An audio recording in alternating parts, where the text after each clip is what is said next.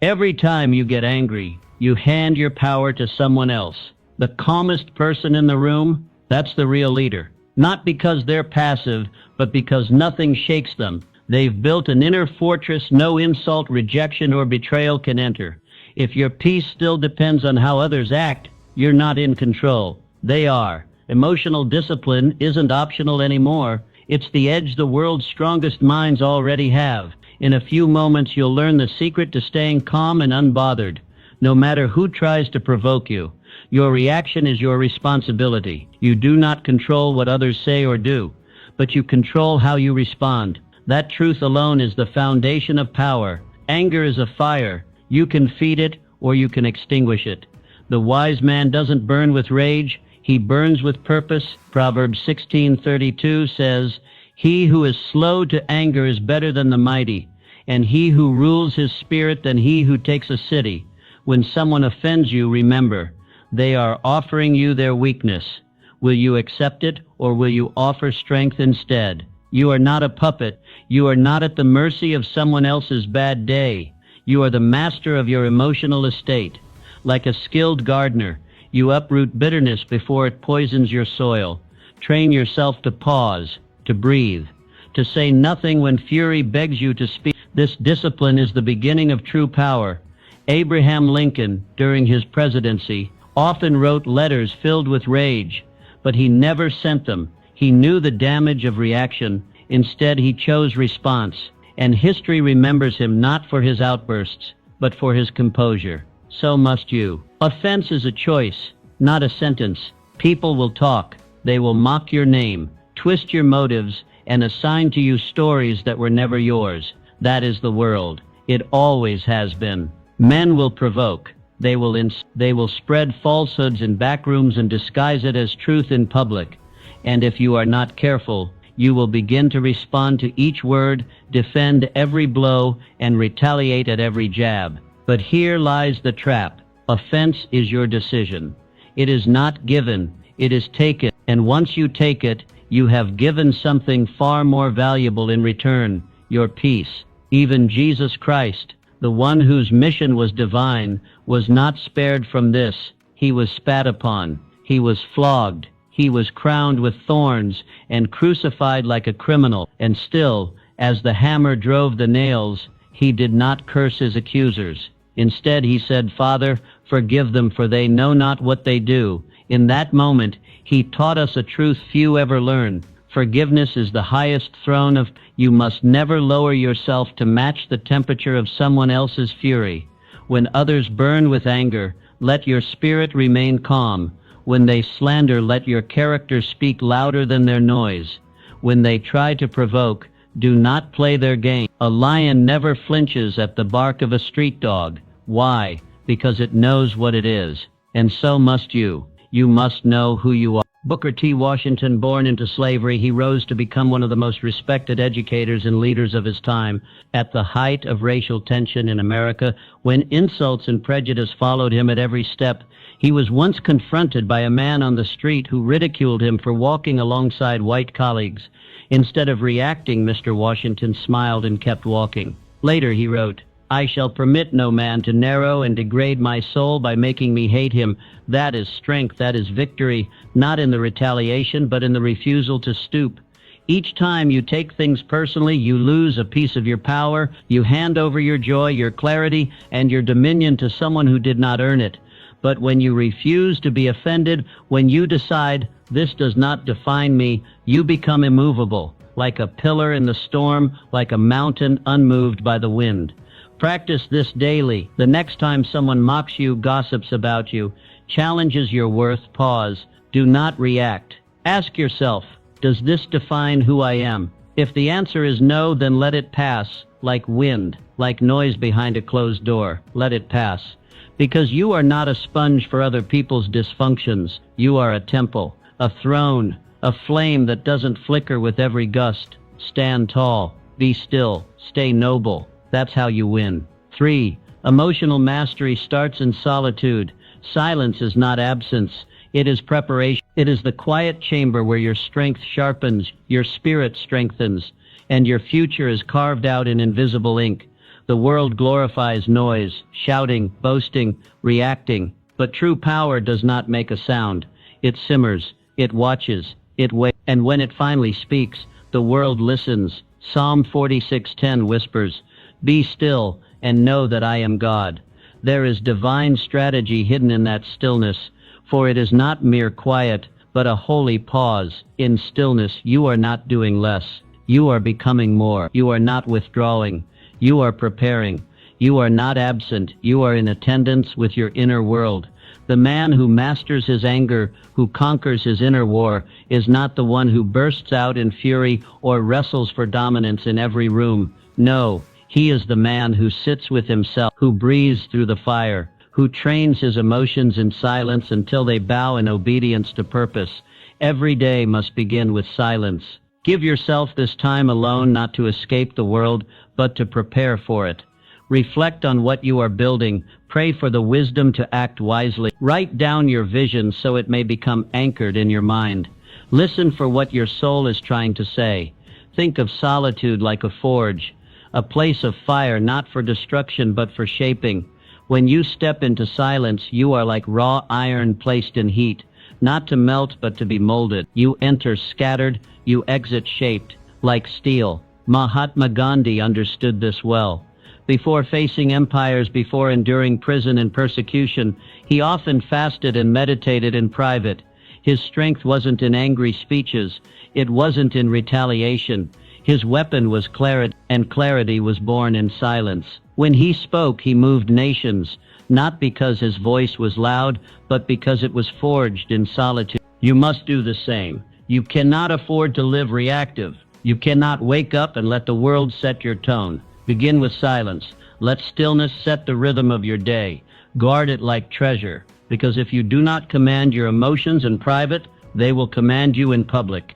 If you do not train your thoughts when alone, they will betray you when challenged. Silence is not weakness. It is dominion. It is authority exercised internally.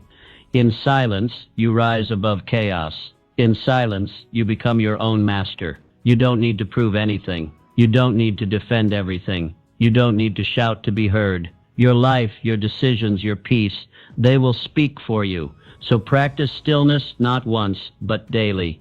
Make it your foundation, not your emergency plan. Let your solitude become your sanctuary, the place where you meet God, where you meet purpose, where you meet your highest self.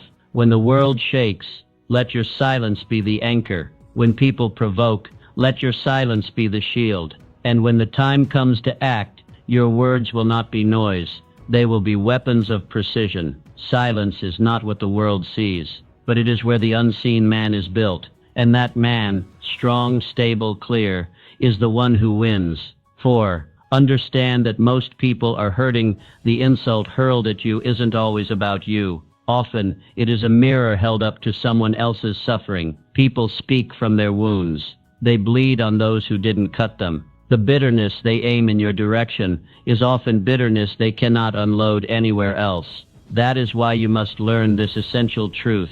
Their behavior is not your burden. Ephesians 4:31-32 commands, "Let all bitterness and wrath and anger and clamor and slander be put away from you along with all malice. Be kind to one another, tender-hearted, forgiving one another, as God in Christ forgave you." These aren't just poetic words. They are practical instructions for emotional mastery. The moment you allow bitterness to live in your heart, you give the world the keys to your peace. Behind every angry face is usually a wounded heart. When someone lashes out at you, pause, breathe, and try to see the child behind the adult. What pain are they carrying? What fear are they hiding? What shame are they burying beneath that insult? When you learn to ask these questions, you change the battlefield. Empathy doesn't make you weak. It makes you wise. Clara Barton, the founder of the American Red Cross, she served wounded soldiers in the midst of the Civil War, on both sides. Despite repeated attacks, slander, and rejection by some who questioned her methods or even her motives, she never responded with venom. Once a colleague reminded her of a cruel insult someone had thrown at her years earlier. Clara replied, "I distinctly remember forgetting that." That is emotional mastery. She refused to let offense live rent-free in her mind. She chose to release it, not for the offender's sake, but for her own, because she had work to do, lives to serve, purpose to fulfill, and grudges weigh more than most people can carry. When you understand this, you stop reacting to people. You stop dancing to the tune of their chaos. You see with new eyes. You lead with compassion, not confusion. This is not passivity. It is power. The power to rise above the noise, the power to hold your peace when others have lost theirs, the power to move forward without dragging the weight of anger behind you. You must practice this. The next time someone disrespects you, don't absorb it, don't mirror it. Don't let it become your identity. Ask instead, what pain might this person be carrying? And what strength must I now show? Not every insult deserves your reply. Some only deserve your silence. Others, your kindness. This is not about tolerating abuse. It's about choosing your response with intention, not emotion. It's about building a life not easily shaken by every comment, every glance, every jab. When you understand people, you stop reacting to them. And when you stop reacting, you start living. Let your peace become your fortress. Let your empathy become your armor, and let your purpose become your compass. Because the moment you decide that nothing outside of you can dictate what lives inside of you, you have won. Not just the argument, not just the moment, but the war within. And that is a victory worth everything. 5. Anger drains what peace builds. Every time you give in to anger, you lose energy, mental energy, emotional energy, even physical energy. Anger is not just a reaction, it is a thief. It robs you of focus, of clarity, of joy. You may feel powerful in the moment, but what you are actually doing is draining your inner reserves. And when those reserves run dry, your vision becomes blurred, your decisions impulsive, and your life unstable. Peace, on the other hand, builds you up. Isaiah 26:3 assures us, "You will keep in perfect peace those whose minds are steadfast, because they trust in you." This is not a passive peace. This is fortified peace, grown in the soil of discipline, watered by trust, protected by focus.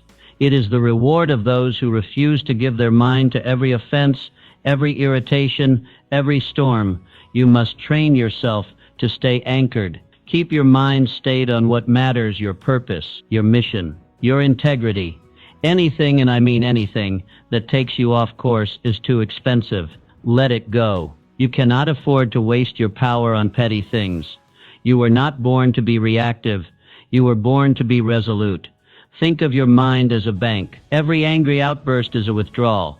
Every reaction that steals your focus is a leak in your account. But every calm response, every moment of stillness, every time you choose peace over panic, you make a deposit. You build emotional wealth. You become rich in clarity, strong in presence, and unshaken in storms.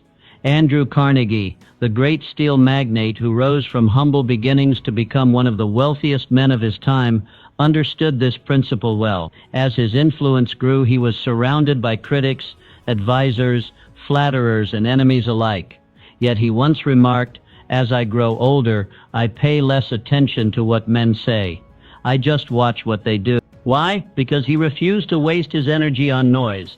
He conserved it for decisions, for progress, for legacy. His peace came not from detachment, but from wisdom. He knew that every emotional reaction had a cost, and he chose to invest only where it mattered. You must do the same. Build your emotional reserves like a fortress. Don't react to every comment. Don't defend every accusation. Don't swing at every provocation. Instead, rise above. Let your peace speak louder than your words. Let your calm become your signature. This is not about bottling your feelings. It is about mastering them. It is about recognizing that your emotions serve you, not the other way around. That your mind is a battlefield, and peace is your greatest weapon. So train for peace. Make it your habit. Begin your mornings with silence. Return to your breath when tension rises. Anchor yourself in gratitude when chaos knocks. Respond slowly. Speak gently. Move deliberately. Every day, accumulate peace. Stack it like currency. Because when the storms of life rise, and they will, the ones who stand are not those with the loudest voices, but those with the deepest roots. Keep your reserves full. Protect your energy like treasure. And remember, peace is not proved in words. It is proven in restraint. In a world that rewards reactivity, choose mastery, choose calm, choose discipline. That is how you build emotional wealth, and that is how you win. Purpose makes you immune to petty things. You cannot be easily bothered when your mind is fixed on your calling. A man consumed by purpose does not break his stride for the barks of criticism. He does not pause to argue with the voices behind him. The man with a mission understands. Every distraction is a delay, and every delay is costly. Philippians 3:14 gives us the blueprint. I press on toward the goal to win the prize for which God has called me heavenward in Christ Jesus. That pressing forward is not just movement, it is protection. Purpose shields you. It narrows your vision. It trims the fat of pettiness. It silences unnecessary battles. When your eyes are on the summit, you do not argue with those lingering at base camp. Petty people argue. Purposeful people ascend. It is a law of energy. The higher you rise, the thinner the air, and the quieter the noise. When your life is rooted in something higher, something holy, you simply do not have the emotional margin to be offended. You have mountains to climb, people to lift, futures to shape. Why waste your breath proving yourself to those who are not even climbing? Every minute you spend being angry is a minute stolen from your mission. That is the true cost of offense. It doesn't just steal your peace, it steals your momentum. And once momentum is lost, even the strongest vision grows weary. Theodore Roosevelt understood this deeply. Long before the presidency, he endured ruthless attacks from his own party. They mocked his ideals, challenged his convictions, and tried to break his spirit. But Roosevelt did not flinch. He said aggressive fighting for the right is the noblest sport the world affords. He didn't get tangled in gossip or petty rivalries. His eyes were on the reform, on the nation, on the legacy. He chose the mountain over the mud. You must do the same. Focus is not just a strategy, it is a discipline. You must train yourself to ignore what does not build you. You must resist the temptation to respond to every insult, to defend every step. Your silence is not weakness, it is wisdom. Your restraint is not fear, it is force channeled. The world will always have noise, critics, cynics, jealous hearts, but their volume does not define your value. Your mission does, your integrity does, your progress does. So stay focused. Let others waste their breath trying to drag you into debates. Let them talk. Let them provoke. You walk forward. You press on. You climb. Think of your energy as sacred fuel. Don't spill it on arguments. Don't waste it on reactions. Invest it in your calling. Spend it on your growth. Use it to light the path for others. Because the man who finishes the race is not the one who shouted the loudest, but the one who never stopped running. The one who looked beyond the hecklers and saw the crown. The one who understood that greatness is not proved by retaliation, but by relentless progression. So fix your eyes on your calling. Set your feet on the path. Guard your mind like treasure, and press on. Let the world bark, complain, gossip, and doubt. Let them. You have a summit to reach, and when you get there, you will see every offense you ignored, every distraction you declined, every petty battle you walked past. It was all worth it, because the view from the top doesn't remember the noise from below. 7. You can train your mind to stay calm. Calmness is not a trait, it is a habit, a discipline, a muscle built over time, through trial, through discomfort, through repetition. You cannot expect to remain calm in the storms of life if you have only trained under clear skies. Calmness isn't born, it is built, and it is built daily. Proverbs 15:1 teaches, a soft answer turns away wrath, but a harsh word stirs up anger. The principle is simple, the choice is always yours. No one makes you angry. No one forces your reaction. You choose, you decide, and in that decision, your power is revealed. Speak to diffuse, not to destroy. Respond to build, not to break. You must start where you are.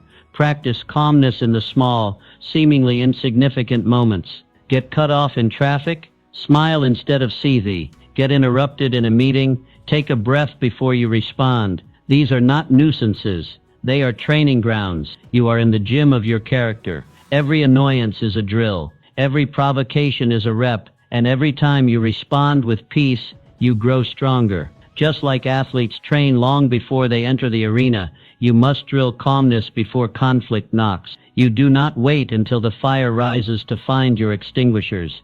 You train before. Henry Ford, the industrial titan, understood this deeply.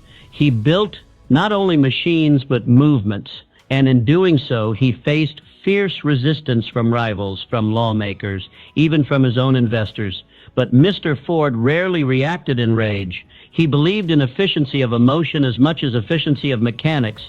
When Mr. Ford was heavily criticized in the press, instead of launching a defensive public tirade, he quietly continued working. When asked why he didn't respond, he said, "You can't build a reputation on what you're going to do. You build it by doing it." That's calmness as strategy. Mr. Ford knew his mission.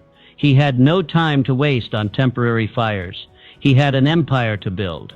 And empires are not built in haste or anger. They are built in control. This is the model. You do not need to silence every critic. You do not need to correct every insult. You need only to master yourself. So train daily. Practice silence over snapbacks. Choose pauses over panic. When tension rises, let your breath deepen.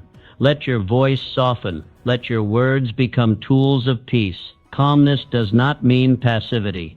It means precision. It means choosing the right response, not the loudest one. Over time, this becomes who you are, not because it was always natural, but because it became necessary. The world will test you, people will provoke you, and the storm will come. But if you have drilled in peace, you will not be shaken. You will not lash out. You will lead. Let every day be your training ground. Let every irritation become your opportunity.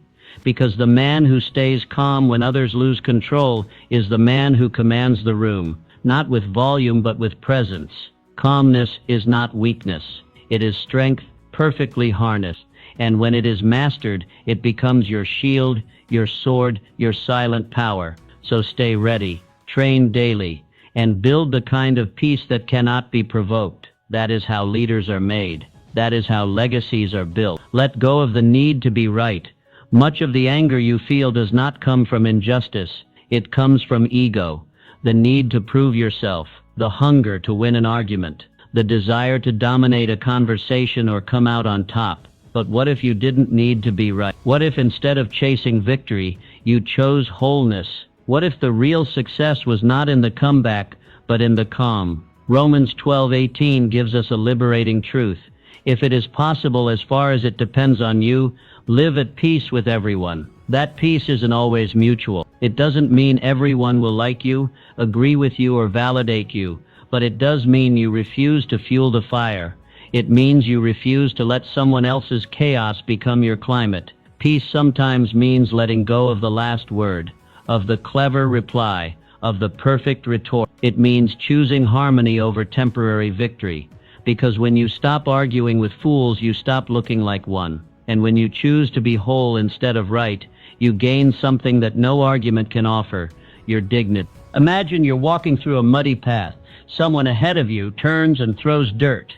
You have two choices: stop, turn back, and wrestle in the mud, or keep walking towards solid ground. Which one gets you closer to your destination? The answer is always the same: walk away. Not out of weakness, but out of wisdom. Franklin D. Roosevelt, one of the most scrutinized presidents in history, faced waves of political slander. Opponents questioned his health, his policies, even his character. But Roosevelt rarely responded in kind. Often he would simply smile and say nothing, because he understood a timeless principle.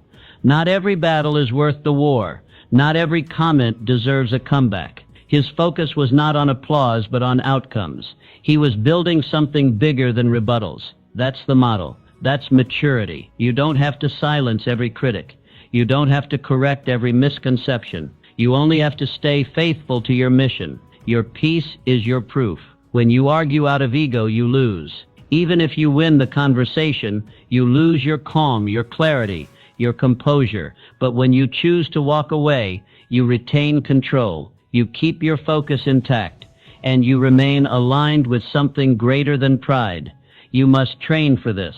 The next time someone challenges your worth, your ideas, or your decisions, ask yourself, am I trying to protect my integrity or just my ego? If it's ego, let it go. If it's integrity, let your actions speak. Because the truth doesn't need shouting, it only needs living. Let your peace be louder than your arguments. Let your presence do the speaking. Let your patience speak volumes. Because every time you walk away from petty conflict, you prove your strength. Every time you choose peace over pride, you gain ground. And every time you value purpose over ego, you grow. This is how leaders move.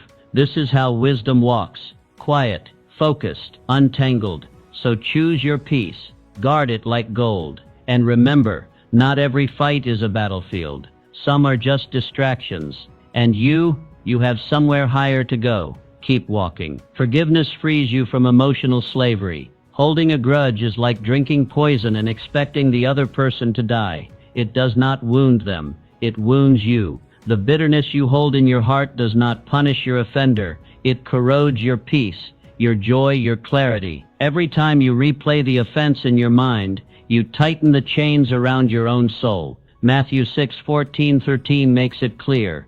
For if you forgive other people when they sin against you, your heavenly Father will also forgive you. But if you do not forgive others their sins, your Father will not forgive your sins. Forgiveness is not optional, it is essential. But it is also often misunderstood. Forgiveness is not approval, it is release. It does not mean what they did was right. It means you refuse to stay bound by it any longer. When you forgive, you drop the weight. You break the chain, you take your power back. Unforgiveness is a cage, and the only key is in your hand. You can stay inside, feeding your resentment, nursing your wounds, replaying the offense, or you can walk free. But you cannot do both. Harriet Tubman understood this better than most. Born into slavery, she endured unspeakable cruelty. But after escaping, she didn't just find freedom for herself, she returned to lead hundreds to safety. When asked how she found the strength to do it, Harriet Tubman often spoke of a higher purpose. She forgave those who had enslaved her, not because they were worthy of it, but because she refused to remain a prisoner in her heart. She would not let hatred steal her future. That is real freedom. That is real strength. To forgive is to say, you no longer have power over me. It is to close a chapter that was never meant to define your whole story. It is to choose healing over hatred, clarity over confusion, and power over pain. Forgiveness is not always instant. It is a process. Sometimes you must forgive the same person 1,000 times in your heart before the bitterness breaks.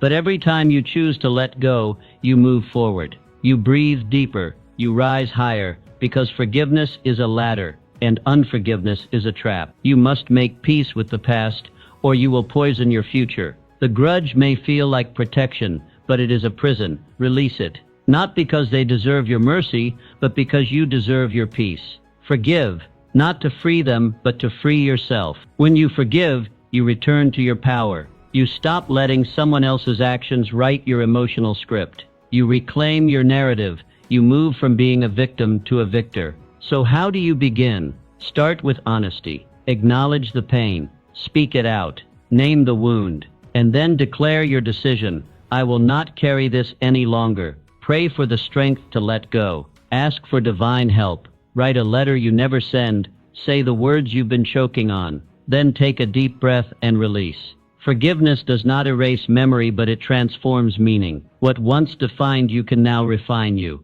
What once broke you can now build you. Don't live in a cage that you have the power to unlock. Release the past. Walk forward. Forgive, not because they are worthy, but because you are. 10. Guard your peace like a treasure. Peace is your greatest asset. More valuable than money. More powerful than influence. More necessary than applause. Without peace, even the greatest victories feel hollow. Without peace, you cannot think clearly, act wisely, or love deeply. That's why Proverbs 4:23 declares, above all else, guard your heart, for everything you do flows from it. Your peace is a gatekeeper to your destiny. It must be guarded with intention, protected like treasure, preserved like legacy. Because once your peace is compromised, your decision-making suffers, your focus fragments, your purpose drifts, and your life, once clear and full of momentum, becomes foggy. So guard your peace like you guard your bank account. Would you hand out your financial passwords to anyone who asked? Of course not. Then why give your mental and emotional peace to foolish arguments, toxic people, or imaginary offenses? Not everything deserves your energy. Not every comment needs a reply. Not every insult is worth your notice. Learn the sacred art of saying no. No to drama. No to unnecessary triggers. No to chaos that comes dressed in urgency but delivers only exhaustion. You were not created to live in constant noise. You were made for purpose, for vision, for greatness. And greatness does not grow in clutter. It grows in clarity. Think of your mind like a castle, strong, sacred, elevated. Not everyone deserves entry. Keep the gates high and the standards higher. Let only what aligns with your calling pass through. Your peace is not public property. It is a sanctuary, a fortress, and it should not be violated by every demand that knocks. Jesus often withdrew to quiet places, not because he was avoiding people, but because he was preserving power. Even he, the Prince of Peace, knew the importance of separation to maintain strength. You must do the same. Retreat is not weakness. It is strategy. Start your day with peace. Anchor your routines in stillness. Meditate, pray, read, reflect. Fill your internal well before the world makes a withdrawal. The chaos outside should never be louder than the calm within. Your peace is the soil where ideas grow, where healing happens, where leadership forms. Distractions are thieves. They don't come to entertain you. They come to erode you. Stay vigilant. Ask yourself daily, is this conversation adding peace or subtracting it? Is this activity feeding my soul or draining it? The moment you feel your peace slipping, pause, recenter, protect it, because when you are rooted in peace, nothing can shake you. The storms may rise, but you will remain. The critics may shout, but you will not flinch. The world may spin, but you will move with purpose. Build your life around peace. Design your schedule with it in mind. Choose your relationships through that lens. Prioritize rest without guilt. Set boundaries without apology. Because peace is not passive. It is intentional. It is powerful. It is priceless. And remember, a peaceful spirit is a magnet for wisdom, strength, and favor. It attracts clarity. It nurtures resilience. It keeps your vision sharp and your soul unburdened. So protect your peace. Guard it fiercely. Preserve it daily. Because when peace leads, purpose follows. And when purpose is clear, your life becomes unstoppable. 11. You cannot be offended without your consent. No one can inject offense into your heart unless you open the door. You are not a sponge, helplessly soaking up every word, glare, or accusation that comes your way. You are a gatekeeper. You decide what gets in and what stays out. People may throw insults, spread rumors, or attack your character, but unless you accept their words, they hold no power. You may not control their mouths, but you do control the space between their voice and your reaction. The reason most people live offended is not because of what was said, but because of how they've trained themselves to respond. They've wired their emotions to react instantly without reflection. And that reaction is the very trap. Offense seduces you into emotional bondage. It pulls you away from reason and peace and locks you into a cycle of retaliation. But Proverbs 19:11 says, "A person's wisdom yields patience. It is to one's glory to overlook an offense." The scripture doesn't call overlooking an offense weakness, it calls it glory. Why? Because it takes strength to rise above. It takes wisdom to wait, breathe, and choose a higher road. That is not surrender. That is mastery. So how do you begin to break free from offense? You start by deciding that your peace is not for sale. Not today, not ever. Your emotional balance is not up for auction. You begin to train your mind to evaluate what happens around you without emotionally absorbing it. The first thought to adopt is this is about them, not me. Someone else's behavior is not your identity. Their insult is not your reflection. Their gossip is not your truth. Replace reaction with reflection. Ask, is this worth my peace? Is this who I want to be? Does this reflect my calling? When you do this, you begin to reclaim the emotional territory you had given away. Even Jesus, the model of divine strength, was insulted, mocked, beaten, and spat upon. And still, he chose silence. He chose clarity over chaos. When the crowd hurled slander, he didn't shout back. He stood firm. That kind of calm under fire is not weakness. It is royal restraint. It is spiritual power. When you rise above offense, you do more than just protect your peace. You model maturity. You preserve your energy. You focus your life on the mission, not the noise. And your actions begin to speak louder than any insult ever could. So choose to be unshaken. Choose to be deliberate. When offense knocks, do not answer the door. You are not obligated to carry what was thrown at you. You are not defined by those who misunderstand you. You are a gatekeeper. Stand tall. Guard the gates. Let peace be your doorman. Offense will come, but reaction, that's optional. And when you train yourself to respond with patience, with wisdom, and with restraint, you walk not only in strength, but in glory. 12. You rise above what you understand. Anger often comes from misunderstanding, a failure to see the whole picture. When someone wrongs you, speaks harshly, or acts out of character, the immediate instinct is to defend, to retaliate, to feel wounded. But more often than not, what you're seeing is not the full story. It's only a surface expression of something deeper within them. And when you gain that insight, anger begins to loosen its grip. You cannot rise above what you don't understand, but once you do, everything changes. You move from reaction to reflection, from emotion to mastery. Understanding gives you perspective. It sharpens your discernment. It reminds you that people act out not always because of you, but because of what's happening in them. Hurt people hurt people. Insecure people provoke others to validate themselves. Jealous people gossip to fill the emptiness inside. But their behavior, no matter how sharp, does not define you. It reflects them. Ephesians 6:12 gives us powerful insight. For we wrestle not against flesh and blood, but against principalities, against powers, against the rulers of the darkness of this world, against spiritual wickedness in high places. That means it's bigger than one comment, one insult, or one person's action. There's a deeper war at play, a battle inside hearts and minds. When you understand this, your enemies look smaller, and your peace becomes stronger. To rise above, you must pause. When offended, ask yourself, what pain is this person projecting? What insecurity are they hiding behind this insult? What fear is fueling their anger? That moment of inquiry transforms the atmosphere.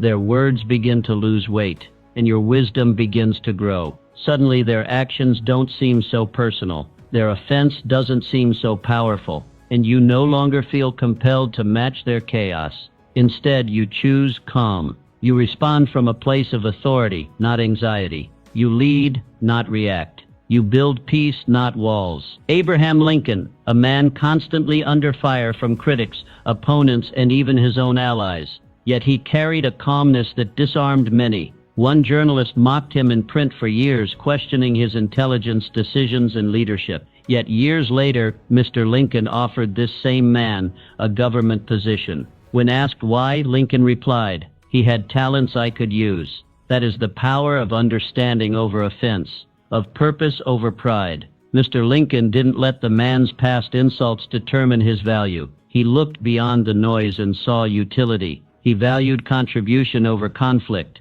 That's how legacies are built, not in emotional outbursts, but in strategic clarity. You must adopt the same lens. Step back. Rise up.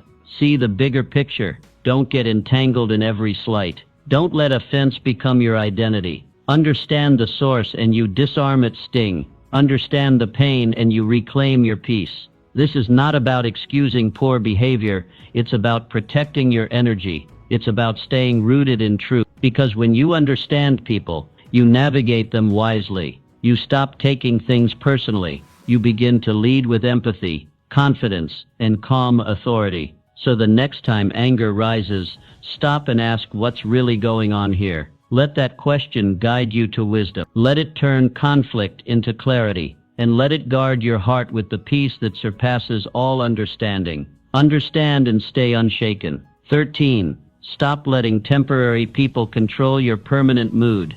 You hand away your power every time you let a momentary insult spoil your whole day. A single comment, a rolled eye, a careless word, and suddenly your joy is gone, your focus derailed, your energy consumed by someone who may never appear in your life again. Why give them that power? Why allow a temporary figure to shape how you treat your loved ones, approach your work, or pursue your mission? You are not a puppet dancing on the strings of other people's moods. You are the sculptor of your own inner world. You decide what gets in, you decide what stays out. The reason most people remain perpetually bothered is because they allow temporary people to take up permanent space. Their peace is hijacked by insignificant moments. Their purpose is stalled by petty noise. But Isaiah 26:3 offers a clear remedy. You will keep him in perfect peace whose mind is stayed on you, not whose mind is on the co-worker who rolled their eyes, not on the neighbor who disrespected them, not on the random stranger who cut them off in traffic. Peace is not found in obsession over offenses. It's found in focus. When your mind is fixed on purpose, on mission, on God, you become unshakable. So here's what you do. The next time someone tries to pull you into conflict, you pause, you breathe, and you ask yourself a few powerful questions. Does this matter in a week? In a year? Will this person's opinion pay my bills, raise my children, or build my future? If the answer is no, then let it go. Why carry what doesn't count? Why bleed energy into empty battles? George Washington understood this well. During the Revolutionary War, he was not only fighting a global empire, he was navigating betrayal, criticism, and slander from within his own ranks. Some of his own generals doubted him, whispered behind his back, even plotted against him. Yet Mr. Washington remained composed, dignified, focused, not because he lacked emotion, but because he prioritized mission over ego. He could not afford to pause the revolution to correct every insult. He had a nation to birth, and so do you in your own way. You have a life to build, a calling to answer, a legacy to shape, and that calling is too sacred to be sabotaged by emotional distractions. Guard your emotional bandwidth. Stop giving power to people who haven't earned influence. Don't treat passing storms like permanent forecasts. Learn to shake off the dust, to smile and walk away, to bless and keep building, because you are responsible for the climate of your mind. No one else. Choose stillness over reaction. Choose elevation over entanglement. Every time you do, you strengthen your core. You reinforce your purpose. You become like the oak tree, deep-rooted, unmoved by surface winds. Let people talk. Let critics bark. Let the world spin. You stay centered. Stay planted. Stay focused. The work ahead of you is too important. The vision too grand. The destiny too precious. Don't trade it for a grudge. Don't surrender it for offense. Protect your peace from short-term noise, because the moment you learn to walk away from what doesn't matter, you step boldly into what does. And that's where your power lives. That's where your future begins. For master the pause before the storm. The most powerful person in the room is not the loudest. It's the one who masters the pause. That sacred second between provocation and reaction is where destiny is shaped. In that quiet moment, character is revealed, futures are protected, and storms are calmed. You do not conquer anger by suppression. Suppression is just buried emotion waiting to explode.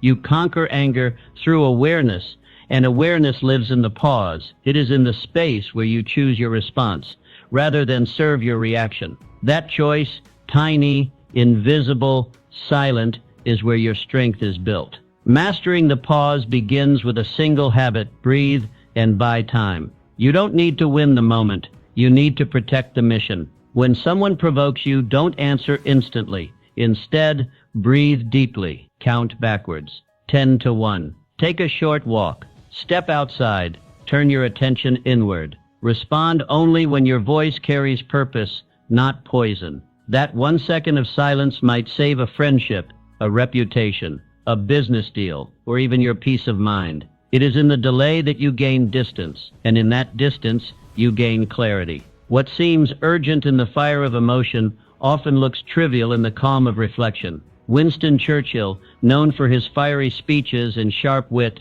carried within him a practice that many overlooked. Though he could command crowds and shake governments with his words, he was careful with them. His secret: he rarely responded to criticism instantly. When attacked, questioned, or slandered, even in the chaos of war, Churchill would often say, "Let me sleep on that." Why?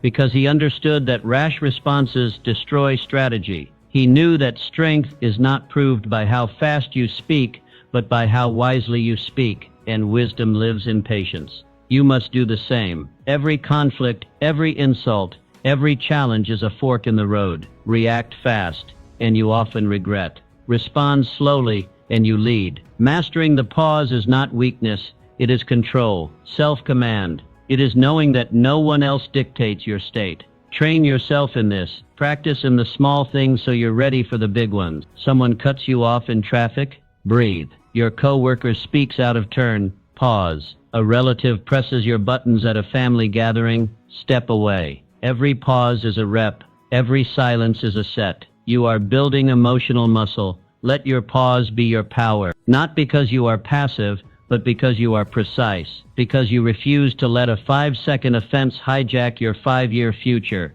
You don't have to respond to everything. You don't have to explain yourself to everyone. You don't have to attend every argument you're invited to. You only need to protect your alignment, your clarity, your mission. And when you do speak, let it be with strength, with vision, with calm fire. Because the person who can pause before they strike, who can think before they speak, who can breathe before they battle, that person is unstoppable. So let others rush. Let them react. Let them shout. You master the pause, and you will master everything. 15. Choose mission over emotion. Every time you get angry, you delay your mission. You burn energy meant for your calling on emotions that offer no return. You slow down momentum meant for movement. The cost of anger is high. It steals your focus. It clouds your judgment. And most dangerously, it redirects your time from creation to reaction. Your emotions are not your enemy.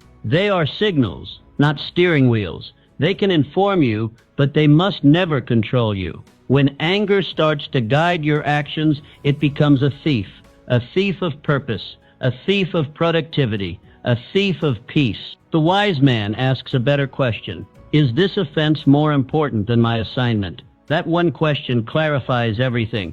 It separates temporary distractions from eternal responsibilities. Paul understood this well when he wrote in 1 Corinthians 9:26, "I do not run like someone running aimlessly. I do not fight like a boxer beating the air." Paul wasn't here to waste punches. Neither are you. You are not here to win every argument. You are here to build, lead, impact, and grow. You are not here to be reactive to every insult, every glance, every whisper. You are here to fulfill a calling, and that calling is far too great to trade for a moment of rage. To keep your focus, you must remember your why you wake up early, why you stay up late, why you keep showing up when no one claps, why you push through discomfort, why you believe in something greater. When emotion rises, hold your mission tighter. Let the noise fade beneath the weight of your purpose. The insult may sting, the criticism may cut, the betrayal may burn, but your assignment is still waiting. Your future still calls. Your legacy still matters. Do not let temporary pain hijack permanent progress. Let your future speak louder than your feelings. Thomas Edison, 10,000 failed experiments, a mountain of doubt, a sea of critics. He had every reason to quit, to snap, to lash out. But Edison said, "I have not failed. I've just found 10,000 ways that won't work." He didn't get angry. He got clearer on what didn't work, clearer on what might, clearer on why he started in the first place. That is how champions operate. They don't react emotionally. They respond strategically. They don't waste their fire on critics. They channel it into creation. You must do the same. Every time you choose clarity over conflict, you win. Every time you stay the course while others get distracted, you pull ahead. Every time you protect your mission over your mood, you strengthen your destiny. Anger is a fire. It can burn down your house or it can forge steel. You choose what it becomes. Use it wisely. Let it be fuel for focus, not flames of destruction. When the emotion comes, and it will, don't suppress it. Redirect it. Breathe. Step back. Ask what matters most right now, and then choose the path that honors your mission. That's how you rise. That's how you lead. That's how you win. Not by shouting louder, but by staying focused longer. So the next time anger knocks, don't answer with rage. Answer with resolve. Your calling is too important. Your mission too sacred. Your future too bright. Protect it at all costs. 16. People reflect your inner state. What bothers you on the outside is often a mirror of what's unresolved inside. The sting of criticism, the irritation of being overlooked, the anger when someone crosses a line, these don't begin out there, they begin within. When your peace is firm, nothing shakes you. But when your inner world is unsettled, even the smallest things feel like threats. Emotional control is not a matter of suppressing rage or pretending to be calm. It is an inside job. We often think we are reacting to people, but more often we are reacting to our own reflection in them. People don't really see you. They reflect back what you believe about yourself. That's why you can receive the same feedback from two people and react completely differently. One hits a nerve, the other doesn't. The difference, your internal state. Jesus said it plainly in Luke 6:45, out of the abundance of the heart his mouth speaks. What overflows from someone else often reveals what is overflowing in you. If your heart is full of fear, then every question feels like judgment. Every disagreement sounds like rejection. But when your heart is full of purpose, most things bounce right off. They can insult you, and it doesn't sink in. They can question you, and it doesn't shake your confidence. Because your identity is not anchored in their opinions, it's rooted in your own clarity. So what do? You check your inner state daily. Ask yourself, do I feel centered today? Am I grounded in my vision? Do I know who I am and what I stand for? If not, don't point fingers. Don't rush to defend yourself. Heal the mirror. Clean the lens. Do the work inside. Journal. Pray. Reflect. Return to your source.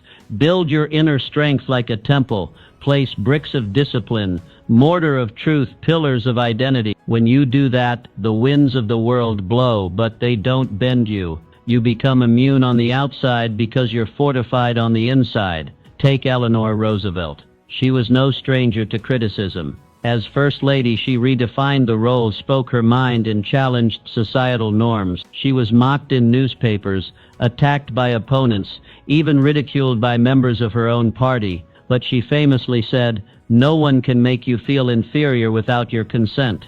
She didn't say the world wouldn't try to insult you. She said you don't have to accept it. That's the essence of power. It's not in silencing the world. It's in anchoring yourself so deeply that the world's noise loses its volume. Your power is internal. It lives in your self-concept, in your discipline, in your decision to rise above. So take ownership. Don't wait for the world to change. Change the way you see yourself. Build your foundation. Strengthen your heart. Clarify your values. And choose every day to respond from a place of wholeness. When your inner world is built strong, the outside world eventually aligns. People start treating you with the respect you embody. Situations that once shook you now reveal your growth. You move from reactive to proactive, from insecure to anchored. That is the path to emotional mastery. Not through resistance, but through inner repair. Not by demanding respect, but by embodying it. Heal the mirror and watch your world transform. 17. Elevate.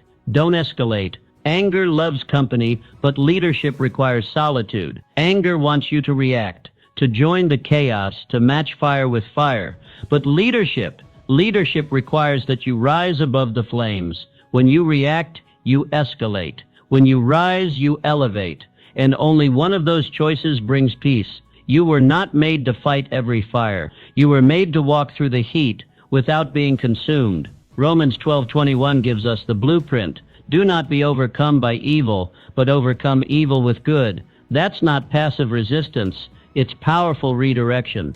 You don't win by matching someone's negative energy. You win by maintaining your own. You must understand your value is not determined by the volume of your reply, but by the vision behind your restraint.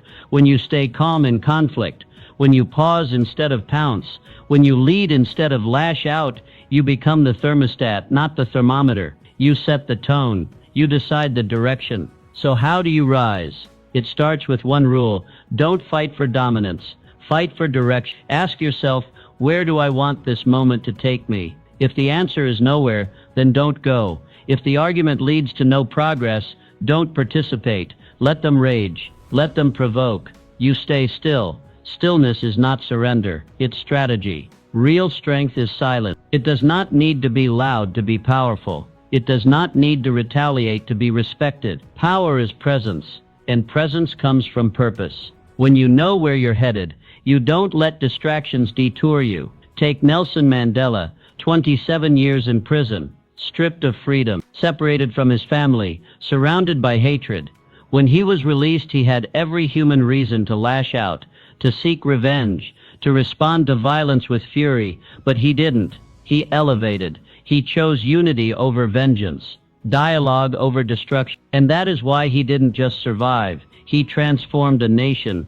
Nelson Mandela knew what few are willing to admit. Peace is louder than war. Restraint echoes longer than rage. Dignity outlasts dominance. That is the legacy of a leader. So the next time someone tests you, don't match them, outgrow them. Don't answer with equal aggression. Answer with higher vision. Don't stoop to their level. Stand on your values. You don't owe the world a reaction. You owe it a revelation of what maturity looks like, of what grace under pressure feels like, of what wisdom in motion sounds like. You are not here to mirror dysfunction.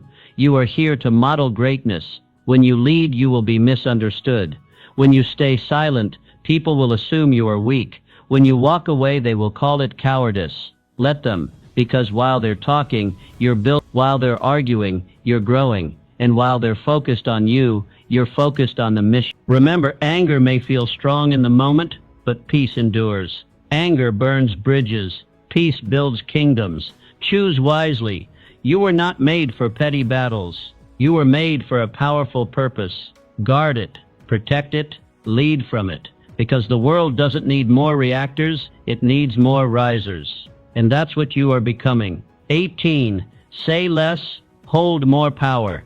Every time you speak from emotion, you give away your position, your clarity, your strength, your authority. All of it leaks the moment you let anger take the microphone. Anger loves noise. It feeds on the echo of its own voice. But wisdom thrives in silence. The less you say in conflict, the more control you retain. The more pause you command, the more presence you build. The world doesn't need another emotional explosion. It needs your steady hand. In a time when everyone rushes to speak, the true leader is the one who knows when to hold their tongue. Ecclesiastes 3:7 reminds us, there is a time to keep silent and a time to speak. Wisdom is knowing which moment you're in, and in moments of tension, silence is often your greatest strategy. When provoked, speak less. Let your silence say what your restraint cannot. Let your stillness declare what your outrage never could. People listen differently to those who speak rarely but with impact. The one who measures their words is the one whose words are remembered. Train yourself to pause. Ask, will my words build or break? If they will wound, hold them. If they will guide, deliver them with grace. But never speak just to react. That's how wars start, in homes, in offices, in friendships, in nations. Words are sparks, and one careless word can set fire to a field you spent years planting. Leadership begins with self-control. Power starts with discipline. You must become a master of your mouth. When the temperature rises, lower your tone. When voices escalate, lower your volume. When everyone reacts, you reflect. That is how strength is revealed. Calvin Coolidge, America's 30th president, famously known as Silent Cal. In debates, he rarely spoke. He didn't waste words proving points, but when he did speak, the room stopped. He conserved power. He spoke to direct, not to defend. His silence wasn't passivity, it was precision. He understood that noise does not equal influence. Clarity does. Coolidge knew the art of conservation. He knew that silence is not the absence of speech, but the presence of thought. He didn't argue to win, he led to build. And that's what made his voice powerful. You must become the same. In anger, speak less. In confusion, pause longer. In conflict, respond slower. Because every word you speak has weight, and every sentence is either a seed or a sword. Choose wisely. You were not made to fight every battle. You were not called to correct every insult. Your purpose is not in reaction, it's in direction. Preserve your power. Conserve your clarity. Speak when your words can move something forward, not just because you want to be heard. Powerful people are not the ones who talk most. They are the ones who say just enough to shift the room. They are not carried by emotion, but guided by intention. You must be intentional with your speech, deliberate with your silence, and strategic with your energy. The next time conflict arises, do not rush to speak. Wait, breathe, weigh your words, let your silence be the wall that absorbs the fire, and when you finally speak, make every syllable count. That is how wisdom sounds. That is how peace is preserved. That is how leaders are made. You were built for the long game. Anger is a short-term strategy. It burns hot and fast, consumes energy quickly, and leaves nothing behind but ashes. It feels powerful in the moment, but it doesn't last. It's like striking a match in the wind, bright for a second, then gone. But you weren't made for temporary flames. You were built for legacy, for endurance, for something that stands the test of time. And if you want long-term success, you must outgrow short-term reaction. Galatians 6:9 offers this truth. Let us not grow weary in doing good, for at the proper time we will reap a harvest if we do not give up. That's not just a spiritual principle, it's a mindset. Your future requires patience, and patience cannot thrive where emotion rules. When you are quick to anger, you are quick to forfeit the reward of steady progress. Success is not built on outbursts, it is built on resilience, and resilience demands discipline. The kind of discipline that keeps building when others break down. The kind of focus that stays calm while others spiral. The kind of inner strength that sees the long road and still walks it, step by step. Your emotions will scream for immediate release. They will demand justice, reaction, retaliation, but your destiny, it whisper calls for consistent progress, not emotional flare-ups. It rewards the one who can hold back, who can breathe through the fire, who can walk away from the argument and keep their eyes on the vision. So the next time anger knocks, ask yourself, does this moment build my future or steal from it? If it's the latter, walk away. Protect your energy. Every second you remain calm is a brick in the foundation of your legacy. Every moment you resist reaction, you reinforce your future. Andrew Carnegie, born into poverty, faced betrayal from business partners, opposition from rivals, and constant attacks from critics. But Andrew Carnegie didn't respond with vengeance. He didn't waste years trying to get even. He didn't trade his peace for temporary wins. He kept his mind on his mission. He played the long game, and today his name is etched in libraries, universities, and history books. Why? Because he chose vision over emotion, legacy over ego, progress over pettiness. He understood that true power is not proven in a heated moment. It's revealed in the work that lasts long after the conflict has passed. You must do the same. Let your legacy be louder than your reaction. Let your consistency be stronger than your fury. Let your endurance speak when your feelings try to shout. This doesn't mean you ignore injustice or bury your emotions. It means you channel them. Use that energy to build something unshakable. Let anger remind you of what matters, but don't let it become your compass. Emotions are signals, not steering wheels. Stay steady. Stay locked in. Your assignment is too important. Your influence too valuable. Your future too bright. Don't trade it for a 5-second explosion. Because here's the truth. Anger fades. Arguments fade. Even the people who trigger you will fade. But your legacy, that endures, that is what you are building. That is what matters. So build with patience, build with clarity, build with the kind of strength that doesn't flinch when the fire rises. And when it's all said and done, let your life be the proof that wisdom lasts longer than rage. Legacy is never built in moments of fury. It's built in moments of focus. Choose wisely. You set the emotional tone wherever you go. The strongest person in the room is not the one who yells the loudest. It's the one who sets the tone, the one who doesn't react but responds, the one who doesn't wait to absorb the room's energy. They create it. They walk in with peace, with purpose, with presence, and suddenly the whole room shifts. You either decide your mood in advance or someone else will decide it for you. If you don't lead your emotions, you'll be led by the emotions of others. Proverbs 25:28 offers a sharp truth. Like a city whose walls are broken through is a person who lacks self-control. When you let others dictate your emotional state, you become defenseless, vulnerable to offense, exposed to manipulation, unanchored in the storm. But when you bring calm, clarity, and vision, everything changes. You become the thermostat setting the emotional temperature instead of the thermometer reacting to it. Your presence begins to do the talking. You command the space not by force, but by focus, and others begin to mirror you. So how do you lead emotionally? You prepare. You don't stumble into your day. You don't wander into conflict. You declare peace over yourself before the meeting, the conversation, the confrontation. You walk in grounded, not guessing. You carry your clarity like armor. You decide, I will not be moved. You breathe deep before you speak. You think long before you react. And you lead with tone, not tension. You refuse to match chaos. You become the standard. Look at Martin Luther King Jr., a man who faced hatred, riots, injustice, and even death threats. He had every reason to respond with rage, but he never did. He carried dignity, clarity, and an unshakable purpose. His voice didn't just echo in history because it was eloquent.